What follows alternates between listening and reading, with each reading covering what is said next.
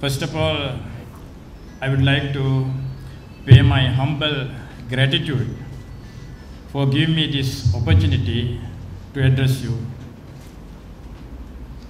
when we celebrate this 20th anniversary of our medical sciences faculty. Before me, our Reverend Sir, our Chancellor, our Dean and our Honorable Minister addressed, and they were discussing and they were telling us that the problems that we are facing as well as the achievement that we have achieved during this 20-year period. We established this medical faculty in 1993. As the Vice Chancellor, I am very proud of our faculty staff members and the students of this faculty. Why? Because their contribution is so high for the national development. Universities are called nation-building institutes. If you want to build a nation, the most important group is the academia. In the universities, we have academic freedom. For me, that is the autonomy. I don't call it academic freedom, I call it autonomy. We have the freedom to study any problem and give our comments and solutions to solve these problems. When we do these things, in this country, there is no person or authority to stop, to check our activities, research activities and findings. Therefore, this autonomy, while having our autonomy, we can do a lot for the development of this country. Therefore, could you please remember, universities are nation-building institute. In order to build the nation, the university dons, the students, they need to play a vital role. Our Venerable Chancellor addressing said that certain issue related to medical higher education, especially related to private medical colleges. In our A-levels, 130,000, they qualify for the university entrance. Out of this number, we recruit only 25,000. This year 25,000, previous years almost 20,000. What happened to this rest? 110,000. 20,000 we recruited, 10,000 they went abroad for higher education.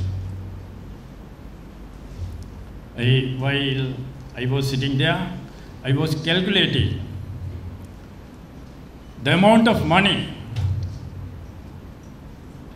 that we are spending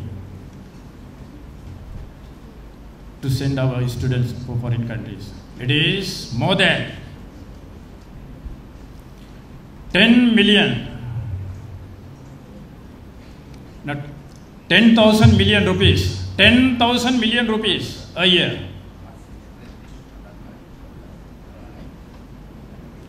If we can retain this money in this country, what are the activities we can develop? We can help develop the country. How can we retain this money in this country unless we provide the opportunities for those students? We have already established engineering private degree awarding institutes, science degree awarding institutes, computer degree awarding institute, social sciences, management and humanities degree awarding institute, except medicine. What is the specialty in medicine? What is the special power they have? I don't think that. We need to consider that they have a special power, a special kind of divine thing. Definitely, Honorable Minister, I am for the private universities. We need to establish. If we do not establish private universities to study medicine in this country, we will be traitors in the future. That is what my realization.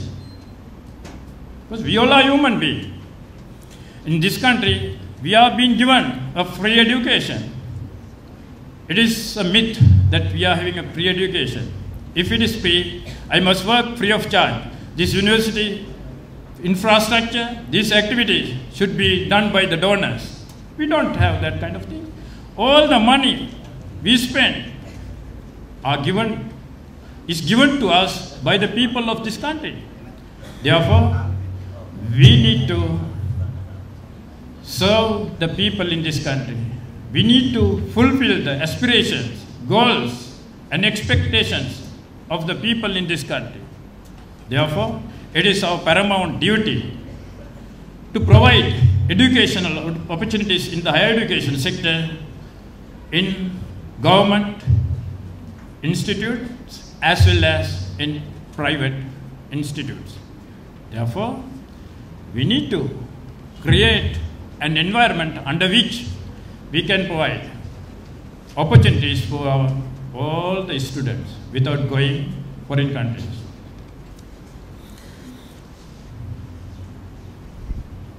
As our minister said, this year, actually 2010, 205 schools produce students to the medical faculties. We have 9,500 schools in this country. Imagine, out of these 9,500 schools, 205 schools only produce bioscience students for the medical faculties. We have 8 medical faculties.